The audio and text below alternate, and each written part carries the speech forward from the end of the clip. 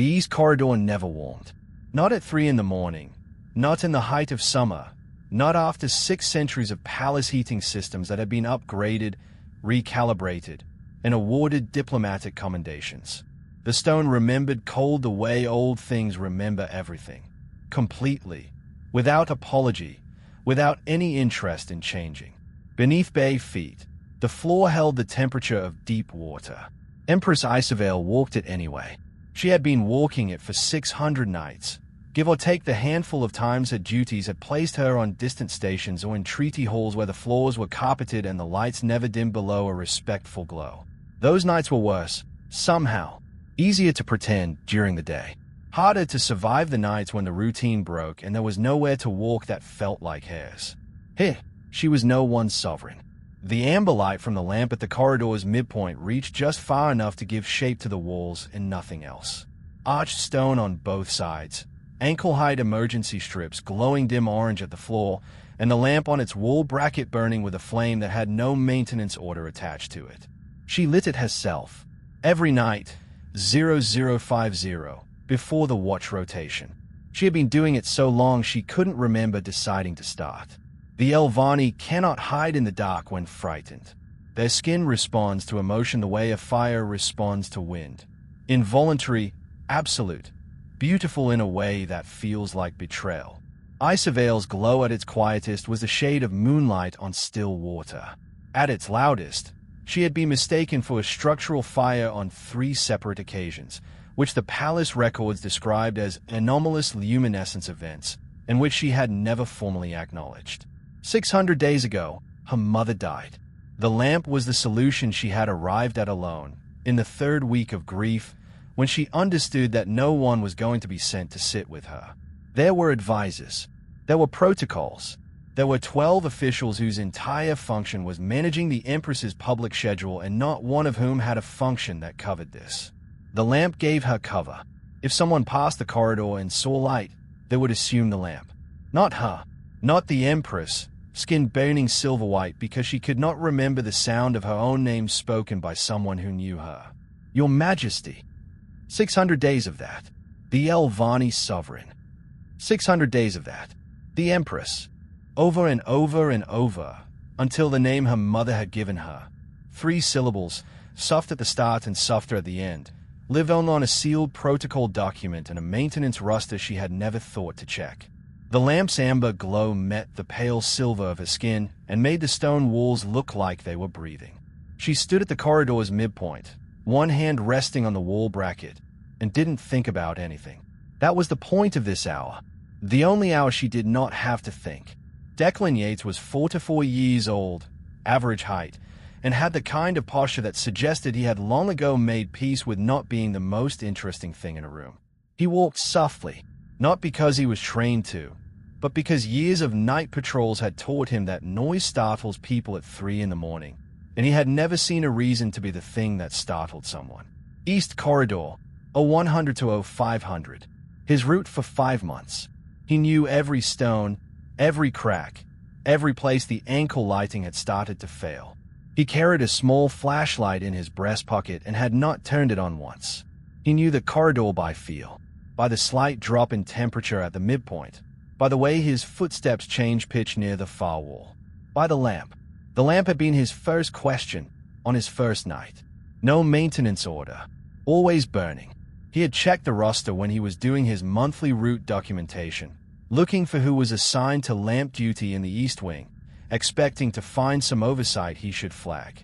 He found no order, but in the wing's occupancy listing, one line above a room he'd never been called to, Isavale, Quarters, East Wing, Royal Suite. Just a name. He hadn't been looking for it. It stayed anyway, the way certain things stay. Not because you memorized them, but because your mind recognized something it would need later and filed it away before you could argue. A night watchman had no business knowing the Empress's real name, but he'd read it once on a maintenance roster, and he never forgot it. He rounded the near corner. The lamp was burning uneven. The wick had drifted to one side, pulling the flame low on the left and high on the right, and the light it cast was starting to reach the floor in a way that meant it would gutter within the hour. He stopped, reached up, adjusted the wick with 2 fingers, a small turn, a light press, and the flame steadied into a clean, even burn. He looked down the corridor. Long, arched, empty. She was around the far turn, pressed against stone, skin casting light she was no longer sure the lamp could mask. He didn't know that. He knew only the empty corridor and the lamp and the quiet that lived in this hour that he had learned not to fill. He was standing in it when the word came out. Not a summons. Not a test. The corridor had been empty for 5 months, and he had never once spoken into it, but for reasons he would not have been able to explain under any reasonable questioning. He said it now, quietly, the way you speak to a room that might have someone in it. I surveil. 3 syllables. Soft at the start. Softer at the end. The lamp caught the glow from around the corner and doubled it. For 3 seconds, the corridor existed in light that had no source, amber from the flame, silver from her, the two bleeding together at the midpoint until the stone walls were warm with something they had no category for. Her hair floated upward, every long white strand lifting as though the air itself had changed. His shadow disappeared. The walls held the brightness like they had been saving room for it since the corridor was built. If you felt that, if something in those 3 syllables landed somewhere you didn't expect, stay with us. There's more of this story. Don't go anywhere. She came around the corner. There was no other word for what happened to the corridor when she moved into full view. The lamp became irrelevant. The emergency strips at the floor became irrelevant. Isobel's skin had gone from its quiet moonlight silver to something closer to a star finding its edge. Not blinding, not yet, but climbing toward it with a particular urgency of an emotion that had been held in a sealed room for 600 days and had just heard someone knock. She was tall. Still, her white hair moved around her as though gravity had made a private exception, and her eyes, pale silver, almost transparent, permanently set to a depth that made ordinary looking feel like trespassing, found him in the corridor and did not look away. Declan did not step back. He wasn't being brave. He simply had no instinct that told him to move, and in the absence of that instinct, he stood where he was, flashlight in his pocket, cold coffee in his thermos, the lamp burning steady behind him. She said, very quietly, "You said my name." "I did." How long had she been standing there? Just around that turn, waiting for the corridor to be empty enough. He didn't ask. He understood it in the way you understand things that were never explained to you. By the lamp, by the hour, by the fact that she was here at all, bare-skinned and palace cold, glowing in a place that no one was supposed to see her glow. No one has said it in 600 days. Her mouth closed. She looked at him the way people look at something that should not exist and does anyway. Not with fear, not quite with wonder, but with the specific stillness of a mind rearranging itself around a new fact it has no drawer for. Her skin climbed another degree toward white. Tears collected at the lower edge of those transparent eyes and fell, and they caught her own light on the way down. And Declan watched each one land on the stone floor and leave a small bright mark that faded slowly, like something cooling. He had read her name on a roster and counted. Not on purpose. He had simply known, the way you know the distance from one end of your route to the other, that the number was wrong and that someone should have noticed it before now, and that he was the only person walking this corridor at this hour. Her voice was barely sound. "Why did you say it?" He considered the question honestly, the way he considered most things, without performance, without apology. "Because it's your name," he said, and the corridor was quiet. Her glow didn't peak. It did something stranger. It steadied. The brilliant climbing white settled back into moonlight silver, not because the feeling had passed, but because something in it had found a place to rest. Her body was learning the difference in real time. Fear glow burns upward. This one leveled out, like a flame that had found its wick. The guard station pinged twice in the distance. Neither of them moved. The guard rotation was adjusted, 3 weeks later, to ensure one specific human always walked past the east corridor at 0300. The official reasoning cited structural light inconsistency. No one questioned it. The official who filed it had never personally adjusted a patrol schedule before and spent the rest of the afternoon staring at his own paperwork with a feeling he could not name. She was still looking at him.